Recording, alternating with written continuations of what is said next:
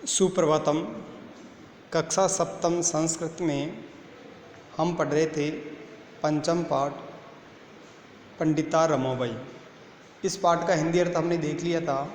आज हम देखेंगे इसके प्रश्नोत्तर। इसमें देखेंगे पहला प्रश्न देखेंगे। इसमें अभ्यास प्रश्न में एक पदेन उत्तरते, एक पद में उत्तर देना। इसमें देखेंगे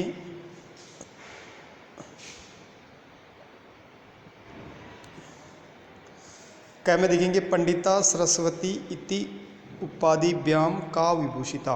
पंडिता सरस्वती इति उपाधियाँ किनको विभूषित हुई हैं, किनको मिली? तो पंडिता रमाबाई। ख में देखेंगे रमा कुतः संस्कृत शिक्षा प्राप्तवती। रमाबाई ने कहाँ से संस्कृत शिक्षा प्राप्त की? तो स्वमातु, अपनी माता से। ग में देखेंगे रमाबाई केन स विवाह में करूत। तो रमाबाई किसके साथ, रमाबाई ने किसके साथ विवाह किया? तो विपिन बिहारी दासेन सर, विपिन बिहारी दासेन सर, विपिन बिहारी के साथ। फिर देखेंगे गमी कासाम शिक्षाएं रमाबाई स्वकीय जीवनम अर्पितवती। नारीणाम शिक्षाएं, नारियों की शिक्षा के लिए उन्होंने अपना जीवन अर्पित कर दिया।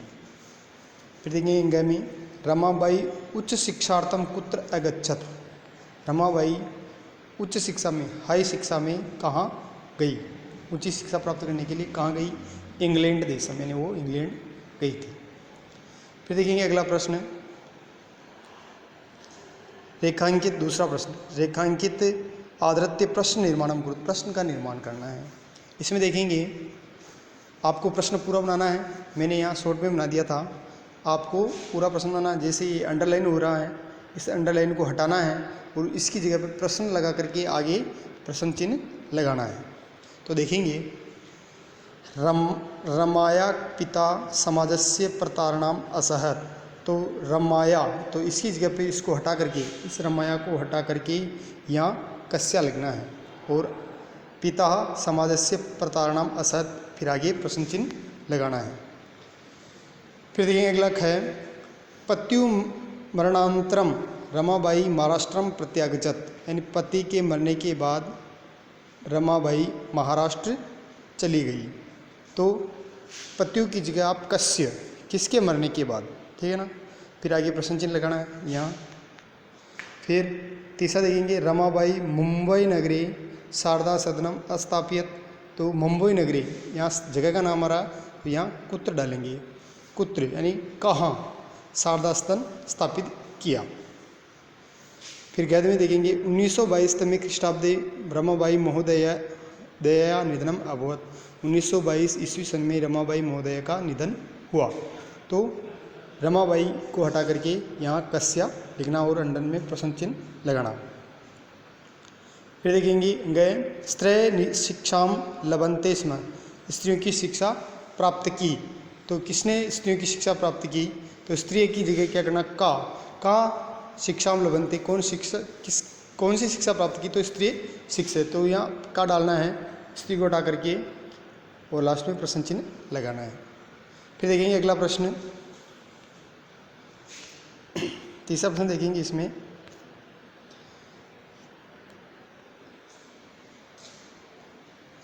प्रश्नानाम उत्तराणि लिखे थे, प्रश्नों के उत्तर लिखने हैं। इसमें देखेंगे रमाबाई किमर्थम आंदोलनम प्रारब्धवती।